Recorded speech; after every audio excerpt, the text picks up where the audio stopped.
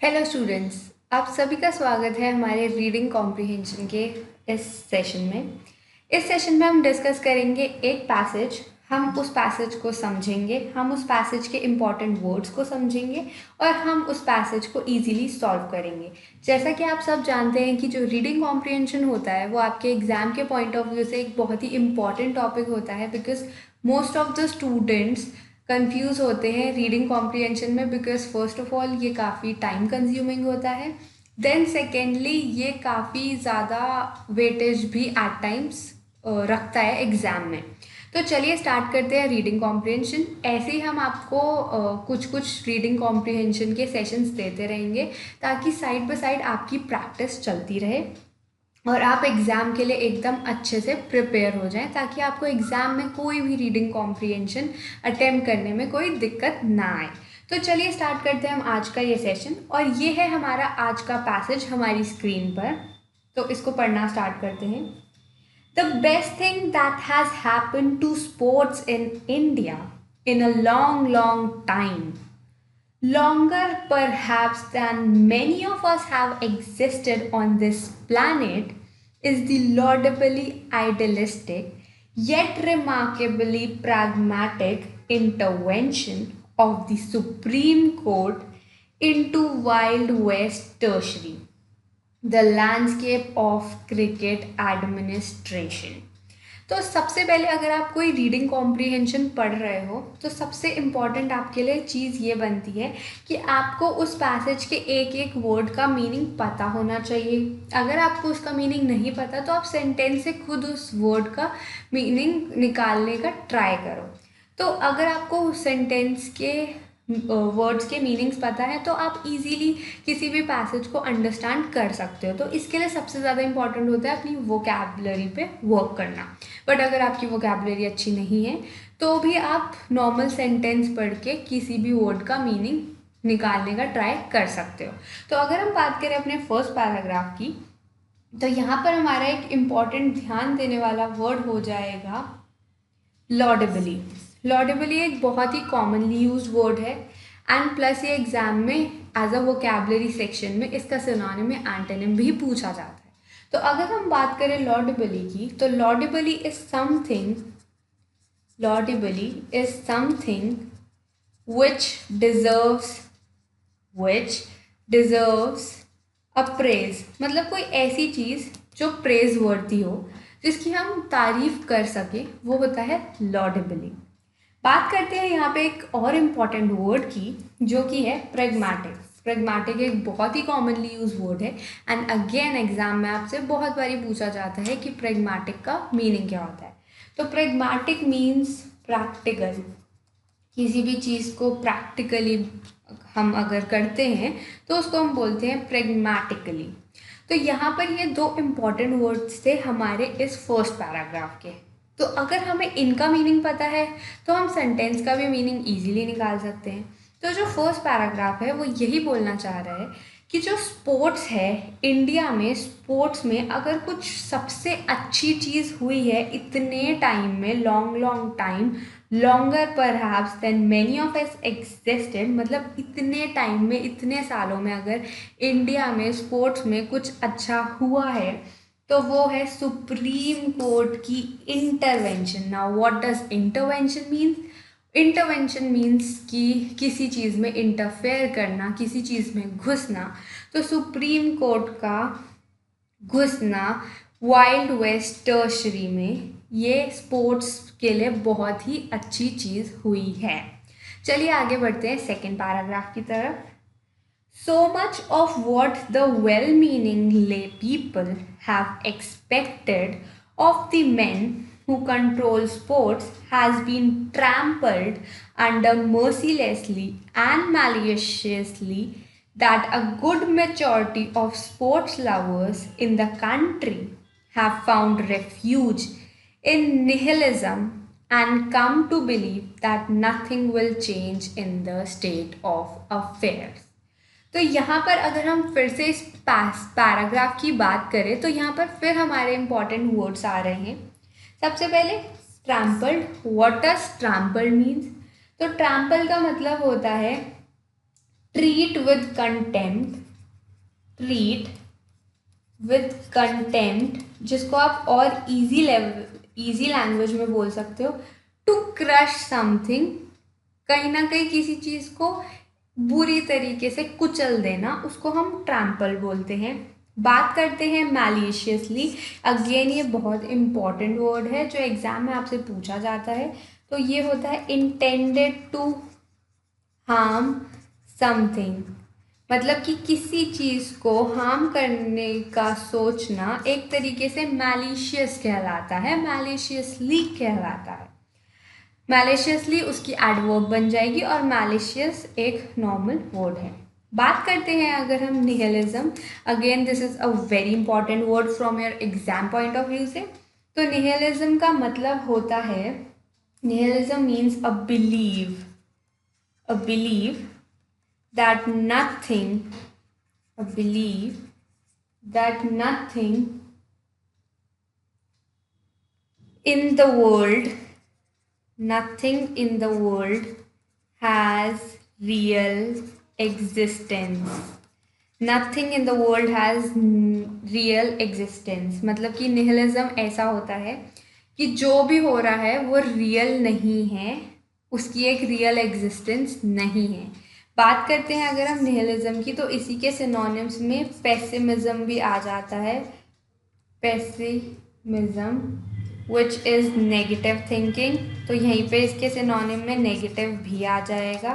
तो nihilism is something that you are always negative about, कि तुम सोच रहे हो ये जो हो रहा है it is not happening for real, ऐसा कुछ नहीं है। गॉड अगर एग्जिस्ट करता है तो ऐसा कुछ नहीं है, it's just a believe and it never happens. तो that is what you call nihilism. तो चलिए अब आगे बढ़ते हैं हम अपने नेक्स्ट पैराग्राफ की तरफ। आपके लिए इम्पॉर्टेंट है इन वर्ड्स का मतलब भी जानना, बिकॉज आपसे नॉर्मल वोकैबुलरी में भी पूछ सकते हैं और हो सकता है हमारे क्वेश्चन में भी पूछा जाए कि इनमें से कोई एक वर्ड का मीनिंग क्या है। नेक्स्ट पैराग्राफ पे आते हैं। When you think that something has been transformed for better, very soon you realize that it is nothing more chimerical, and it might be foolish and useless to bravely make your way through the haze. If sports politics is even more Machiavellian than Indian politics in general, then that should come as no surprise. For we resign ourselves to the fact that sports is not a matter quite as important as electing the country's prime minister. But just that when we thought that it is a tunnel without an end, the Supreme Court, headed by its upstanding, noble Chief Justice, Mr. T.S. Thakur, who retired recently, has offered us a silver or spoon here or there, in fact, much, much more than what we have come to expect 70 years after the country's independence. तो ये paragraph बोल रहा है कि when you expect something to change for a better, मतलब कोई ऐसी चीज़ आप एक्सपेक्ट करते हो कि हाँ ये अच्छे में ही ट्रांसफॉर्म होगी, दैट्स व्हेन यू रियलाइज कि ऐसा कुछ नहीं है। यहाँ पर एक वर्ड यूज़ करा गया है काइमेरिकल। जो ये वर्ड है काइमेरिकल, सो इसका मतलब होता है existing as a product of imagination.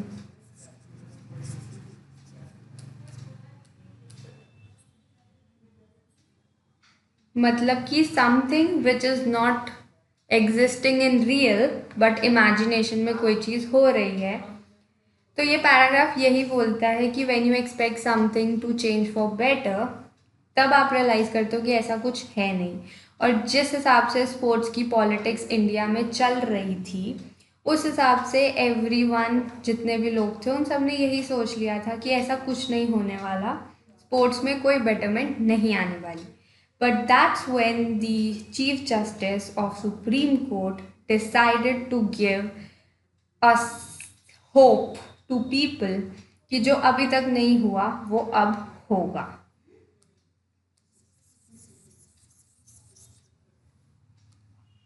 आगे बढ़ते हैं नेक्स्ट पैराग्राफ की तरफ। A popular veteran Indian sportsman who tried to get into the administration of his sport not long ago put it succinctly the other day when I asked him what was wrong with sports administration in the country at the time when the nation's richest and perhaps one of the world's wealthiest sports bodies, the Board of Control for Cricket in India, BCCI, was making front page news for all the wrong reasons every day. You tell me what is right with it, it stinks. I shudder to think that such mismanagement, corruption, nepotism, and chaos can exist in 2017, he said.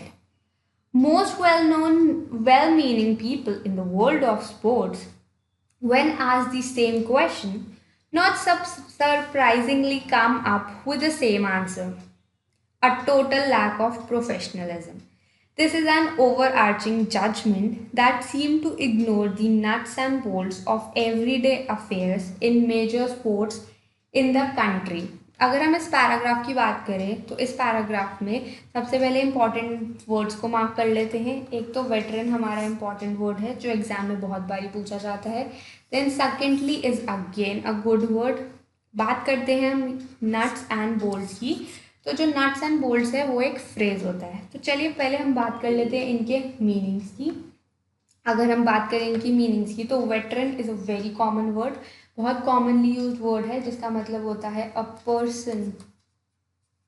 Person having a long experience in a field. बात करते हैं हम secondly की। तो secondly means in a brief and clearly expressed manner, in a brief and clearly expressed manner। और बात करते हैं नट्स एंड बोल्ट्स की। तो अगेन ये काफ़ी commonly used idiom, commonly used phrase है जिसका मतलब हो जाता है यहाँ पर वर्किंग पार्ट्स और elements of something, working parts और एलिमेंट्स ऑफ समथिंग। तो अगर हम इस पैराग्राफ की बात करें तो इस पैराग्राफ में भी यही बोला गया है कि जो एक पॉपुलर स्पोर्ट्समैन से जब हमने इंटरव्यू लिया गया इस बारे में कि इस इंडिया में स्पोर्ट्स की हालत इतनी ख़राब क्यों है, तो उसका भी यही आंसर था कि it is because of corruption, nepotism, chaos जो इतने टाइम से एग्जिस्ट कर रहा है।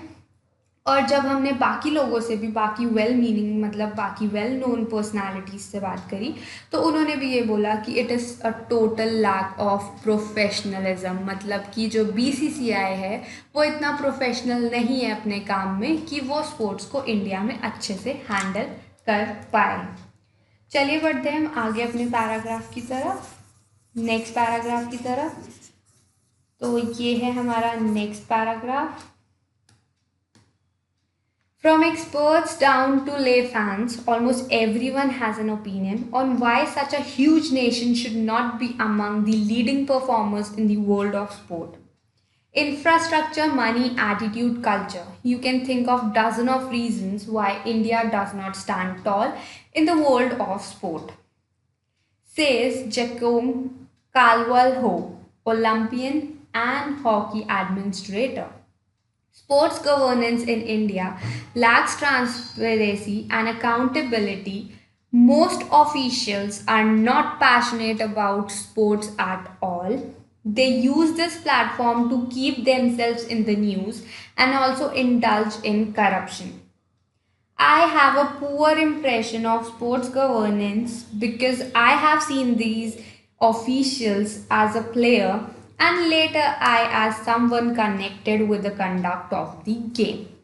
They have vested interest and development of sports is never a priority for them. Basically, it helps them stay in the news, build connections, and enjoy junkets. Sports governance in India is absolutely unprofessional. तो अगर हम इस paragraph को समझने का try करें तो इस पैराग्राफ में यही चीज़ बोली गई है कि इंडिया एक बहुत ही बड़ी कंट्री है एंड उसके बाद भी स्पोर्ट्स में कोई डेवलपमेंट नहीं हो पा रही, कोई अच्छा रिजल्ट नहीं मिल पा रहा। इसका रीज़न ऑब्वियसली है कि जो लोगों का एटीट्यूड है इस चीज़ को लेकर, जो हमारा कल्चर है, वो ऐसे कुछ रीजंस हैं जो स्पोर्ट्स को नहीं सपोर्ट कर रहा इंडिया में बेटर करने के लिए। तो और अगर हम बात करें कुछ ऐसे ऑफिशियल्स की जो स्पोर्ट्स से रिलेटेड हैं, तो वो अपने काम को लेकर इतने ज़्यादा पैशनेट नहीं है। अगर वो स्पोर्ट्स से रिलेटेड है तो उनको चाहिए कि स्पोर्ट्स में रहने से उनको न्यूज़ फेम मिल रहा है या उनके कनेक्शंस बिल्डअप हो रहे हैं, वो उनके लिए अच्छा है, सिर्फ अपने बेटरमेंट के लिए अच्छा है। But betterment of sports is never a priority for them. मतलब स्पोर्ट्स के लिए कुछ अच्छा करना वो अपनी प्रायोरिटी नहीं मानते। चलिए आगे बढ़ते हैं। While it will be unfair to make a sweeping generalization, these are a few sports that benefit from modern management where the administration is totally transparent in its business. But most are besmirched by feudal attitudes where the top guys have been the same since the days of your childhood and they appear to claim ownership rights over their property. Honorary positions are not once manned by individuals with perfectly altruistic intentions. To even expect it is ridiculous. Even saints do what they do to get into the good books of the big, all knowing, all powerful man up there. There is a flip side to all this. Adil Sumariwala, IAAF Executive Council member and President, Athletes Federation of India, says sports is on the upward swing in India. Television and the leagues in virtually all sports have increased the fan following. Children know the name of kabaddi players, not only the cricketers. Television has brought sports to people. There is more awareness. It's a matter of time before sports emerges more stronger. तो अगर हम बात करें इन 3 paragraphs की, तो इन 3 paragraphs में यही चीज़ बोली गई है कि जो सिचुएशन पहले थी उससे सिचुएशन काफ़ी बेटर हो चुकी है। सिचुएशन बेटर कैसे हुई है? जो टेलीविज़न है उसने स्पोर्ट्स को प्रमोट करने में काफ़ी अच्छा इम्पैक्ट दिखाया है। जैसे कि जो आजकल के बच्चे हैं उनको भी कबड्डी प्लेयर्स के भी नाम पता है, not only the cricketers, because एक टाइम था जब इंडिया में सिर्फ क्रिकेट होता था। बट नाउ इट्स लाइक कि बाकी स्पोर्ट्स को भी प्रेफरेंस मिलने लग गई है, मोर अवेयरनेस मिलने लग गई है लोगों में। तो ये करते करते स्पोर्ट्स कहीं ना कहीं टेलीविज़न की वजह से डेवलप कर रहे हैं। आगे बढ़ते हैं। There are opportunities to make sport a career in life. अब अपॉर्चुनिटीज़ भी ज़्यादा बढ़ गई हैं कि आप स्पोर्ट्स को अपना एक करियर बना सकते हैं। पहले ऐसी अपॉर्चुनिटीज़ नहीं मिलती थी। And so sports is on the upswing. अचानक से स्पोर्ट्स में एक अपस्विंग आया है। But here is the catch. Do we have honest officials with a long-term goal of mind? It is indeed boom time in Indian sports, but the launching pads, corporate support and fans' enthusiasm may quickly evaporate if the quality of the administration remains the same. Sports opportunities मिल तो रही है लोगों को, sports में एक upswing आ चुका है, बट अगर हमारी जो एडमिनिस्ट्रेशन है वो पहले की तरह अगर पुअर रहा तो ये जो लोगों में सपोर्ट और फैन फॉलोइंग या फिर जो एंथुजियाज्म आ रहा है ये अपने आप धीरे धीरे कम हो जाएगा। How many of our present sports administrators come in with a clear mandate and then move forward stridently to carry it out? Do they go through the same strict annual evaluation process as do brilliant business school graduates? Success as sports administrators demand a few basic skills in areas such as communication, organization, decision making, value system, and team building. Indian sports administrators are special. I must admit that. They are in a category of their own, said the late Peter Rubo, my best friend among foreign journalists visiting India frequently during one of our post dinner conversations. तो इन दोनों paragraph में यही चीज़ बोली गई है कि जो sports administrators हैं क्या वो एक क्लियर अपने गोल के साथ आते हैं कि हाँ हमने स्पोर्ट्स को इतना आगे लेकर जाना है, हमने स्पोर्ट्स के लिए ये करना है, और क्या उनका वो गोल लॉन्ग टाइम तक वो रहता है दिमाग में या नहीं रहता। तो जो मेन क्वेश्चन है वो यही अराइज होता है कि क्या वो सेम अपना वो माइंडसेट रखते हैं कि स्पोर्ट्स को ग्रो करना है, नहीं रखते हैं या नहीं रखते, बस यही एक बहुत बड़ा क्वेश्चन है। आगे बढ़ते हैं।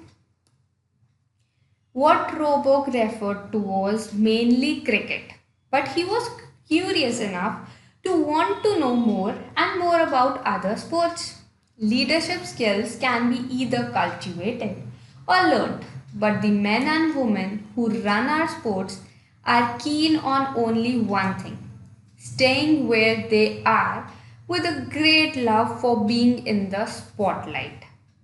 How many times have we seen sports bosses appearing prominently in the photographs of athletes who return after world beating success at airports across the country?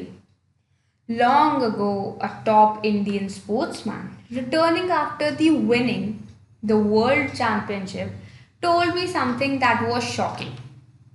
I asked him who the gentleman who was hugging him in the front page of a leading Indian English new language paper. I swear I've never seen the guy before. He said of a man who was a senior administrator in the sport. Of course, the nameless one is part of the Forever Men Club. इन दो paragraphs में ये बोला गया है कि एक interview लिया गया एक टॉप इंडियन स्पोर्ट्समैन का, जिससे ये पूछा गया कि जो न्यूज़पेपर में आपकी फ़ोटो आई थी, एक मैन आपको हग कर रहा था, कि वो मैन कौन है। तो उसका जो आंसर था वो काफ़ी शॉकिंग था, क्योंकि वो उसका एक सीनियर एडमिनिस्ट्रेटर था जिसको वो जानता तक नहीं था। उसने बस ये रिप्लाई करा कि मुझे नहीं पता ये कौन है। And when you asked other people तो पता चला कि वो उसका एक सीनियर एडमिनिस्ट्रेटर है जिसको उसने आज तक कभी देखा भी नहीं था। इससे हमें इंडिया के स्पोर्ट्स की सिचुएशन पता चलती है।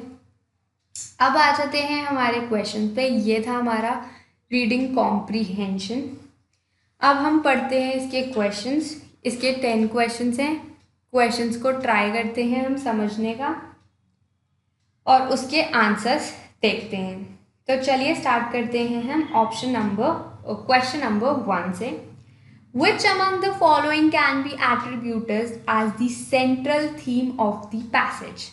क्वेश्चन कह रहा है कि जो ये पैसेज है आपके हिसाब से इसका सेंट्रल थीम क्या होना चाहिए। Indian cricket administration is not very efficient hands and that is why it is going to affect sports administration very much.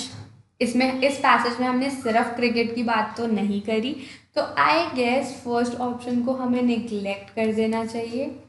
बात करते हैं सेकंड की। Indian cricket administration is going to be more professional in the days to come. Again हमने passage में सिर्फ Indian cricket administration की बात नहीं करी, तो ये ऑप्शन भी हमारा एक तरीके से हट जाएगा। बात करते हैं sports administration need to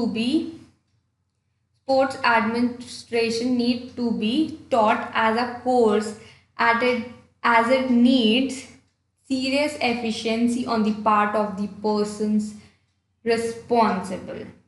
तो ये बोल रहा है कि जो स्पोर्ट्स एडमिनिस्ट्रेशन है उसको एक कोर्स की तरह ये समझाया जाना चाहिए कि क्या सीरियसनेस से हमें अपनी रिस्पॉन्सिबिलिटी को पूरा करना चाहिए। तो यस, ये हमारा एक राइट ऑप्शन हो सकता है, बट हो सकता है कि हमारा इनमें से भी नेक्स्ट ऑप्शन भी हो। तो जो बेटर ऑप्शन होगा हम वो चूज़ करेंगे। तो चलिए नेक्स्ट ऑप्शन भी पढ़ते हैं। Sports administration can never be changed in the country until and unless everybody becomes serious about sports। अगर हम इस ऑप्शन की बात करें तो ये पॉसिबिलिटी है कि अगर सब सीरियस होंगे तो हमारे स्पोर्ट्स को कुछ हो सकता है। बट अगर हम बात करें कि सबका होना ज़रूरी है, ऐसा नहीं है। हमारा जो पैसेज है वो यही बार बार बोल रहा था कि जो स्पोर्ट्स एडमिनिस्ट्रेशन है अगर उनको हम बेटरमेंट की तरफ लेकर जाएं, अगर वो अपने गोल्स को समझ जाएं तो इससे स्पोर्ट्स की कंडीशन इंडिया में ठीक हो सकती है। तो अगेन हम ये नहीं बोल रहे पैसेज में कि पूरे सबकी मेंटालिटी ये बननी चाहिए कि हाँ स्पोर्ट्स को लेकर सीरियस हो तो ही कंडीशन सही होगी, ऐसा नहीं है। तो ये ऑप्शन भी निगलेक्ट हो जाएगा। तो यहाँ पे हमारा राइट आंसर बनता है सी। चलिए बढ़ते हैं नेक्स्ट क्वेश्चन की तरफ। क्वेश्चन नंबर 2 है इस पैसेज का, राइट आंसर है C. Question number 2, which among the following does not contradict the view of the author regarding the solution to the current problem of sports administration in India। मतलब कि कौन सा ऐसा point है जो author का view contradict नहीं कर रहा सॉल्यूशन को लेकर, जो सॉल्यूशन निकाला गया है current problem of sports administration के लिए। ऑप्शन नंबर ए पढ़ते हैं। ऑप्शन नंबर ए कहता है the sports fraternity should be made administrators as they understand the game best. ये पैसेज में एक तरीके से नहीं बोला गया। The sports ministry should be disbanded with since there should be no government intervention in sports in our country. मतलब कि जो स्पोर्ट्स मिनिस्ट्री है उसको एक तरीके से अकेला छोड़ देना चाहिए कि जो गवर्नमेंट की इंटरवेंशन है वो कंट्री में स्पोर्ट्स में नहीं होनी चाहिए। बात करते हैं थर्ड ऑप्शन की। The sports management should be made a professional subject in the academic curriculum of the country. जो स्पोर्ट्स मैनेजमेंट है उसको हमें बना लेना चाहिए एक एकेडमिक सब्जेक्ट जिससे अवेयरनेस बढ़े और जिससे हम बोल सकें कि हाँ हमारे अंदर स्पोर्ट्स को लेकर हम सीरियस हो रहे हैं। तो अगर हम बात करें, हमें बताना था कि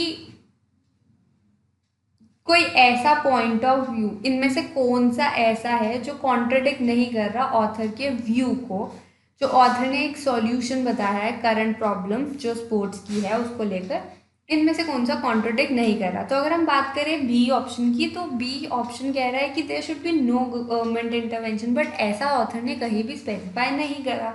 और अगर हम बात करें कि ऑथर ने ये चीज़ भी बोली हो कि जो एडमिनिस्ट्रेटर है उनको सबसे ज़्यादा गेम के बारे में पता है, तो ऑथर ने ये बात भी नहीं बोली। तो यहाँ पे राइट आंसर हो जाएगा ऑप्शन नंबर सी। मतलब कि सिर्फ सी ऐसा पॉइंट है जो कॉन्ट्रडिक्ट नहीं कर रहा ऑथर के व्यू पॉइंट को। तो यहाँ पर हमारा राइट आंसर हो जाएगा option number B, sorry option number 4, that says only C of the following is correct. तो ये है हमारा सेकेंड पार्ट का answer, that is fourth, that is only C is correct in this case. Which among the following is the main problem of the sports management in our country according to the passage? हमें बताना है कि sports management की main problem क्या है according to this passage. The sports administration in our country is only attentive towards a certain number of games. जो sports administration है वो सिर्फ कुछ गेम्स को लेकर अटेंटिव है, सिर्फ बाकियों के ऊपर वो इतना फोकस नहीं करती। तो अगेन पैसेज में ये चीज़ तो आई डोंट थिंक सो कहीं बोली गई थी, तो हम इसको नेग्लेक्ट करके चलते हैं।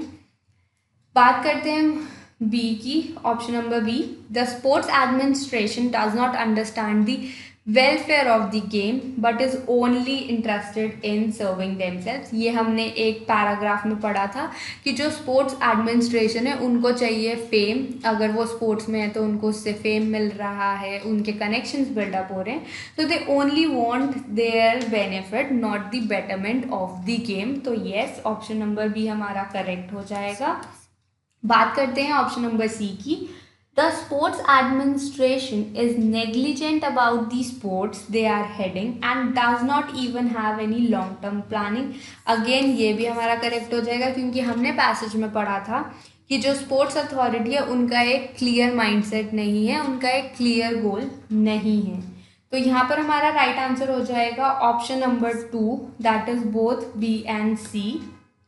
ये हमारा राइट आंसर हो जाएगा। चलिए बढ़ते हैं नेक्स्ट क्वेश्चन की तरफ। क्वेश्चन नंबर 4 हमसे पूछता है विच among the following is not true in the context of the passage. Passage के हिसाब से इनमें से कौन सा ट्रू नहीं है।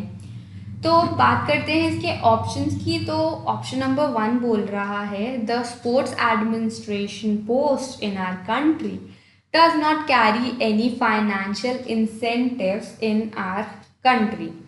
पैसेज में कहीं पे भी फाइनेंशियल इंसेंटिव की तो बात ही नहीं कही गई, तो आप सिंपली इसको नेग्लेक्ट कर सकते हैं। बढ़ते हैं अगले ऑप्शन की तरफ। The sports administration are very poor with respect to the counterparts in other countries. ये हम कंसिडर कर सकते हैं बिकॉज पैसेज में बहुत बार ये चीज़ भी बोली गई है कि India is such a big country, और तब भी बाकी कंट्रीज़ को लेकर अगर हम कंपेयर करें तो हमारे जो स्पोर्ट्स एडमिनिस्ट्रेटर्स हैं वो काफ़ी पुअर हैं बाकी कंट्रीज़ को के कंपैरिजन में। बात करते हैं ऑप्शन नंबर 3 की। The sports administrator has strong political connections and that is why they are in the throne for years without any challenge. अगर हम इसकी बात करें तो ये पैसेज में था कि अगर किसी का पॉलिटिकल कनेक्शन है तो वो बंदा ऑब्वियसली उस पोस्ट पर है, तो यानी कि ये भी हमारा राइट हो जाएगा। तो यहाँ पर हमारा राइट आंसर बनता है option number 5 which is both 2 and 3। तो ये हमारा राइट आंसर हो जाएगा। बढ़ते हैं हम अगले क्वेश्चन की तरफ। अगला क्वेश्चन है question number 5, which among the following can be the title for the passage apart from the given one। तो यहाँ पर अगर हम टाइटल वाले क्वेश्चंस की बात करें तो सबसे ज़्यादा इंपॉर्टेंट होता है हमें सबसे अप्रोप्रिएट टाइटल लेके चलना, बिकॉज एट टाइम्स ऐसा होता है कि आपको ऑप्शंस ऐसे दिए हुए हैं कि 2-3 ऑप्शंस आपको लगेंगे सही हैं, बट उसमें से जो सबसे ज़्यादा अप्रोप्रिएट होगा, जो पूरे पैसेज को एक तरीके से कवर कर रहा है, वही हमारा राइट आंसर होता है। चलिए बात करते हैं इसके ऑप्शंस की। Sports administration taking a backseat in our country. Sports is important, but to what extent? Sport management is more important than athlete expertise. Sports management is a way forward for professional management of sports in the country. तो अगर हम बात करें और last option हमारा कह रहा है कि other than those given in the option, मतलब अगर इसके अलावा आपको लगता है कि इनमें से कोई भी रेलेवेंट नहीं है तो आप ऑप्शन नंबर 5 चूज़ करोगे। बट अगर हम बात करें इन्हीं ऑप्शंस की, तो व्हाट आई बिलीव इज कि जो sports management is the way forward for professional management of the sports in the country will be the best chosen answer, क्योंकि जो हमारा पूरा पैसेज है वो इसी के बारे में बोल रहा है कि अगर हमारे स्पोर्ट्स में हम अच्छे से मैनेजमेंट कर लेते हैं तो एक तरीके से इंडिया के जो स्पोर्ट्स हैं उसमें बेटरमेंट हो जाएगी। तो यहाँ पर राइट आंसर बनता है ऑप्शन नंबर 4। बाकी भी रेलेवेंट हैं बट वो इतने रेलेवेंट नहीं है जितना ये रेलेवेंट है। चलिए बात करते हैं क्वेश्चन नंबर 6 की। Which among the following according to the passage describes the pathetic attitude of sports administrators towards the game in our country। Question पूछ रहा है कि इनमें से कौन सा ऐसा है, फॉलोइंग ऑप्शन, इनमें से कौन सा ऐसा ऑप्शन है जो स्पोर्ट्स एडमिनिस्ट्रेटर्स की पथेटिक कंडीशंस, पथेटिक एटीट्यूड को डिस्क्राइब कर रहा है। बात करते हैं हम अपने ऑप्शंस की। The sports bodies do not know the way to go forward in case of any innovative planning. ये बात ठीक है कि जो स्पोर्ट्स बॉडीज़ हैं उनको इतना ज़्यादा नहीं पता कि कैसे एक इनोवेटिव प्लानिंग से वो चीज़ों को आगे ले जा सके।